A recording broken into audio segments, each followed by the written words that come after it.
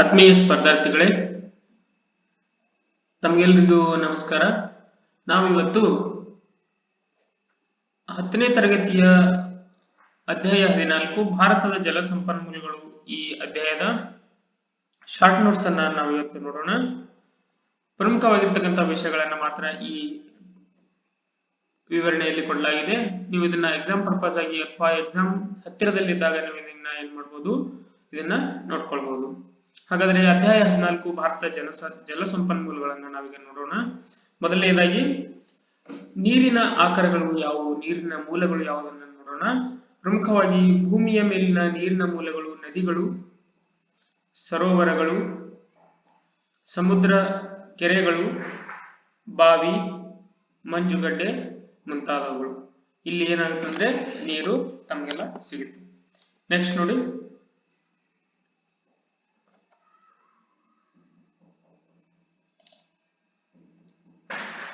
ಮುಂದಿನದಾಗಿ ನೋಡೋದಾದ್ರೆ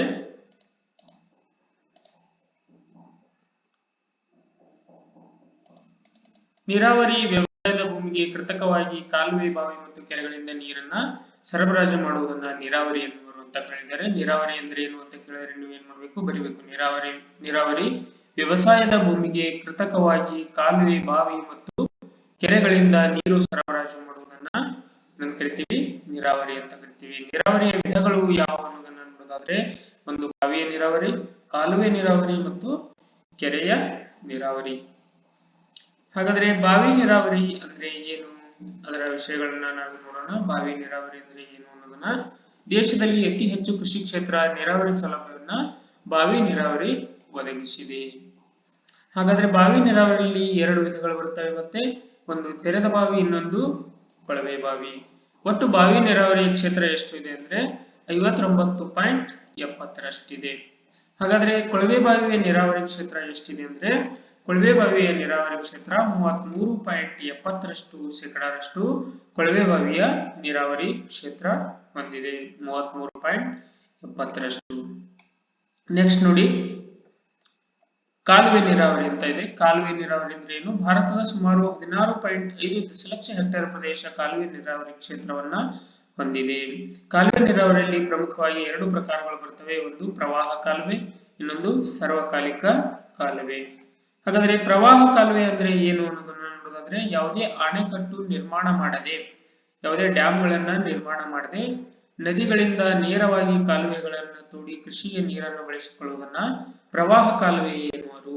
ಹಾಗಾದ್ರೆ ಸರ್ವಕಾಲಿಕ ಕಾಲುವೆ ಅಂದ್ರೆ ಏನು ಅಂದ್ರೆ, ನದಿಗಳಿಗೆ ಅಣೆಕಟ್ಟುಗಳನ್ನ ಕಟ್ಟಿ ಜಲಾಶಯಗಳನ್ನ ನಿರ್ಮಿಸಿ ನೀರನ್ನು ಸಂಗ್ರಹಿಸಿ ಕೃಷಿ ಭೂಮಿಗೆ ನೀರನ್ನು ಬಳಸುವ ಕಾಲುವೆಗಳಿಗೆ ಏನಂತ ಕರಿತೀವಿ, ಸರ್ವಕಾಲಿಕ ಕಾಲುವೆಗಳು ಎನ್ನುವರು. ಇಂಪಾರ್ಟೆಂಟ್ ನೋಟ್ಸ್, ಒಂದು ವಿಷಯವನ್ನ ತಿಳ್ಕೊಳ್ಳಿ. ಕ್ಯೂಸೆಕ್ಸ್ ಅನ್ನ ನೀರಿನ ಪ್ರಮಾಣವನ್ನು ಅಳೆಯಲಿಕ್ಕೆ ಯೂಸ್ ಮಾಡ್ತೀವಿ. ಪ್ರತಿ ಸೆಕೆಂಡಿಗೆ 1 ಘನ ಅಡಿಯ ನೀರು ಸಮಾನವಾಗಿ ಹರಿಯುವ ನೀರಿನ ಪ್ರಮಾಣವನ್ನು ನಾವೇನು ಕರಿತೀವಿ, ಕ್ಯೂಸೆಕ್ಸ್ ಅಂತ ಕರಿತೀವಿ. ಹಾಗಾದ್ರೆ ಈಗ ಕೆರೆ ನೀರಾವರಿಯನ್ನ ನೋಡೋಣ. ಝರಿ, ತೊರೆ, ಹಳ್ಳಗಳ ಇಳಿಜಾರಿಗೆ ಅಡ್ಡಲಾಗಿ ಒಡ್ಡಗಳನ್ನು ನಿರ್ಮಿಸಿ ನೀರನ್ನು ಸಂಗ್ರಹಿಸುವುದನ್ನ ಕೆರೆ ನೀರಾವರಿ ಅಂತ ಕರಿತೀವಿ.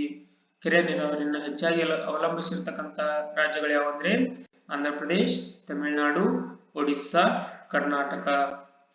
ಹಾಗಾದ್ರೆ ಈ ವಿವಿಧೋದ್ದೇಶ ನದಿ ಕಣಿವೆ ಯೋಜನೆಗಳಿಂದ ಆಗ್ತಕ್ಕಂಥ ಪ್ರಮುಖವಾಗಿ ಉದ್ದೇಶಗಳೇನು, ನಮ್ಮಲ್ಲಿ ಹಲವಾರು ನದಿ ಕಣಿವೆ ಯೋಜನೆಗಳನ್ನ ಜಾರಿಗೆ ತರಲಾಯಿತು. ವಿವಿಧೋದ್ದೇಶ ನದಿ ಕಣಿವೆ ಯೋಜನೆಗಳಂತ ಕರಿತೀವಿ. ಅವುಗಳನ್ನ ಜಾರಿಗೆ ತರುವ ಉದ್ದೇಶ ಏನು ಅನ್ನೋದನ್ನ ನಾವೀಗ ನೋಡೋದಾದ್ರೆ, ನೀರಾವರಿ ಸೌಲಭ್ಯವನ್ನ ಮತ್ತು ಜಲ ವಿದ್ಯುತ್ ಅನ್ನ ರೈತರಿಗೆ ಒದಗಿಸುವುದು, ನದಿ ಪ್ರವಾಹ ನಿಯಂತ್ರಣ, ನೌಕಾಯಾನದ ಸೌಲಭ್ಯ, ನದಿ ಪ್ರವಾಹವನ್ನು ನಿಯಂತ್ರಣ ಮಾಡುವುದು ಮತ್ತು ನೌಕಾಯಾನದ ಸೌಲಭ್ಯವನ್ನ ಜನರಿಗೆ ಒದಗಿಸುವುದು, ಮತ್ತು ಗೃಹ ಬಳಕೆ, ಕೈಗಾರಿಕೆಯ ನೀರನ್ನು ಒದಗಿಸುವುದು, ಮಣ್ಣಿನ ಸವಕಳಿಯನ್ನ ತಡೆಯುವುದು, ಮೀನುಗಾರಿಕೆಯ ಅಭಿವೃದ್ಧಿ, ಅರಣ್ಯ ಸಂಪತ್ತನ್ನ ವೃದ್ಧಿ ಮಾಡುವುದು. ಹಾಗಾದ್ರೆ ಪ್ರಮುಖವಾಗಿರ್ತಕ್ಕಂಥ ವಿವಿಧೋದ್ದೇಶ ನದಿ ಕಣಿವೆ ಯೋಜನೆಗಳು ಯಾವುವು ಅನ್ನೋದನ್ನ ನೋಡೋದಾದ್ರೆ, ಒಂದು ದಾಮೋದರ ನದಿ ಕಣಿವೆ ಯೋಜನೆ. ಇದನ್ನ ದಾಮೋದರ ನದಿಗೆ ಈ ಕಣಿವೆ ಯೋಜನೆಯನ್ನ ಮಾಡಲಾಗಿದೆ. ಇದು ಬಂಗಾಳದ ಕಣ್ಣೀರ್ ನದಿ ಅಂತಲೂ ಕೂಡ ಇದನ್ನ ಕರೀತಾರೆ. ಭಾರತದ ಮೊದಲ ನದಿ ಕಣಿವೆ ಯೋಜನೆ ಯಾವುದಂದ್ರೆ ದಾಮೋದರ ನದಿ ಕಣಿವೆ ಯೋಜನೆ. ಭಾರತ ಮತ್ತು ಪಶ್ಚಿಮ ರಾಜ್ಯಗಳ ಯೋಜನೆ. ಇದು ಭಾರತ ಮತ್ತು ಪಶ್ಚಿಮ ಬಂಗಾಳಗಳ ಎರಡು ರಾಜ್ಯಗಳ ಯೋಜನೆಯಾಗಿದೆ. 4 ಲಕ್ಷ ಹೆಕ್ಟೇರ್ ಭೂಮಿಗೆ ಇದು ನೀರಾವರಿಯನ್ನ ಒದಗಿಸುತ್ತದೆ. ಪ್ರಮುಖ ಅಣೆಕಟ್ಟುಗಳೆಂದರೆ ತಿಲಯ್ಯ, ಮೈಥಾನ್, ಪಂಚಥಿಲ್ ಪ್ರಮುಖವಾಗಿರ್ತಕ್ಕಂಥವು. ಜಲ ವಿದ್ಯುತ್ ಯೋಜನೆ ಬುಕ್ಕಾರು, ಚಂದ್ರಾಪುರ ಮತ್ತು ದುರ್ಗಾಪುರ. ಎರಡನೇ ವಿದ್ಯೋದ್ದೇಶ ನದಿ ಕಣಿವೆ ಯೋಜನೆ ಯಾವುದಂದ್ರೆ ಭಾಕ್ರಾ ನಂಗಲ್ ಅಲ್ಲಿ ಇದನ್ನ ಸಟ್ಲೇಜ್ ನದಿಗೆ ಭಾಕ್ರಾ ಮತ್ತು ನಂಗಲ್ ಅಂತಕ್ಕಂಥ ಪ್ರದೇಶದಲ್ಲಿ ಇದೆಲ್ಲಿ ಬರ್ತಂದ್ರೆ ಹಿಮಾಚಲ ಪ್ರದೇಶ ಎಂಬಲ್ಲಿ ಅಣೆಕಟ್ಟುಗಳನ್ನ ನಿರ್ಮಾಣ ಮಾಡಲಾಗಿದೆ. ಪಂಜಾಬ್, ಹರಿಯಾಣ ಮತ್ತು ರಾಜಸ್ಥಾನಗಳ ರಾಜ್ಯಗಳ ಯೋಜನೆ ಇದಕ್ಕೆ ಕೈ ಜೋಡಿಸಿದೆ. 14.6 ಲಕ್ಷ ಹೆಕ್ಟೇರ್ ಭೂಮಿಗೆ ಇದು ನೀರಾವರಿಯನ್ನು ಒದಗಿಸುತ್ತದೆ. ಇದನ್ನ ಗೋವಿಂದ ಸಾಗರ ಜಲಾಶಯ ಅಂತಲೂ ಕರೀತಾರೆ. ಭಾಕ್ರಾ ಅಣೆಕಟ್ಟು ಭಾರತದ ಎರಡನೇ ಅತಿ ದೊಡ್ಡ ಅಣೆಕಟ್ಟಾಗಿದೆ. ಭಾರತದ ಅತಿ ಎತ್ತರದ ಮೊದಲ ಅಣೆಕಟ್ಟು ಯಾವುದಂದ್ರೆ ತೆಹರಿ ಅಣೆಕಟ್ಟು. ಮೂರನೇದಾಗಿ ನೋಡೋದಾದ್ರೆ ಕೋಸಿ ಯೋಜನೆ, ಇದನ್ನ ಕೋಸಿ ನದಿಗೆ ನಿರ್ಮಾಣ ಮಾಡಲಾಗಿದೆ. ಇದನ್ನ ಬಿಹಾರ್ನ ಕಣ್ಣೀರ್ ನದಿ ಯಾವಂತ ಕೇಳಿದ್ರೆ ಕೋಸಿ ಅಂತ ಹೇಳಬೇಕು. ಭಾರತ ಮತ್ತು ನೇಪಾಳದ ಗಡಿಯಲ್ಲಿ ಹನುಮಾನ್ ನಗರದಲ್ಲಿ ಇದನ್ನ ಅಣೆಕಟ್ಟು ನಿರ್ಮಾಣ ಮಾಡಲಾಗಿದೆ. 8.75 ಲಕ್ಷ ಹೆಕ್ಟೇರ್ ಭೂಮಿಗೆ ಇದು ಏನ್ ಮಾಡುತ್ತಂದ್ರೆ ನೀರಾವರಿಯನ್ನ ಒದಗಿಸುತ್ತದೆ. ಮುಂದಿನ ಯೋಜನೆಯನ್ನು ನೋಡೋಣ. ಮುಂದಿನ ಯೋಜನೆ ಯಾವುದಂದ್ರೆ ಹಿರಾಕುಡ್ ಯೋಜನೆ. ಇದನ್ನ ಮಹಾನದಿಗೆ ನಿರ್ಮಾಣ ಮಾಡಲಾಗಿದೆ.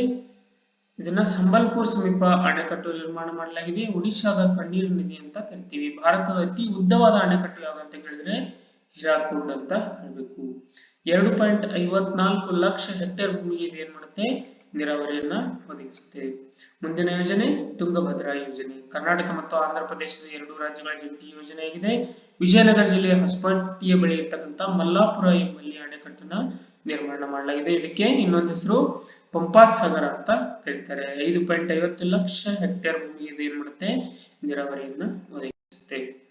ನಾಗಾರ್ಜುನ ಸಾಗರ ಯೋಜನೆ ಕೃಷ್ಣಾ ನದಿಗೆ ತೆಲಂಗಾಣದ ನಂದಿಕೋಲ್ ಬಳಿ ಅಣೆಕಟ್ಟನ್ನ ನಿರ್ಮಾಣ ಮಾಡಲಾಗಿದೆ. 8.30 ಲಕ್ಷ ಹೆಕ್ಟೇರ್ ಭೂಮಿಗೆ ಇದು ನೀರಾವರಿಯನ್ನ ಒದಗಿಸುತ್ತೆ. ಕೃಷ್ಣಾ ಮೇಲ್ದಂಡೆ ಯೋಜನೆಯನ್ನ ನೋಡೋದಾದ್ರೆ ಇದು ಬಾಗಲಕೋಟೆಯ ಆಲಮಟ್ಟಿ ಬಳಿ ಕೃಷ್ಣಾ ನದಿಗೆ ಅಡ್ಡಲಾಗಿ ನಿರ್ಮಾಣ ಮಾಡಲಾಗಿದೆ. ಇದನ್ನ ಲಾಲ್ ಬಹದ್ದೂರ್ ಶಾಸ್ತ್ರಿ ಅಣೆಕಟ್ಟು ಅಂತಲೂ ಕೂಡ ಕರೀತಾರೆ.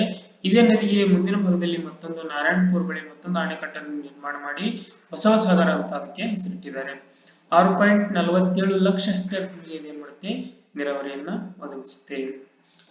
ಇನ್ನೊಂದು ನದಿ ಕಣಿವೆ ಯೋಜನೆ ಯಾವುದಂದ್ರೆ ಪ್ರಮುಖವಾಗಿರ್ತಕ್ಕಂಥದ್ದು ನರ್ಮದಾ ನದಿ ಕಣಿವೆ ಯೋಜನೆ. ಮಧ್ಯಪ್ರದೇಶ ಮತ್ತು ಗುಜರಾತ್ ರಾಜ್ಯಗಳ ನಡುವೆ ಇದು ನಿರ್ಮಾಣವಾಗಿದೆ.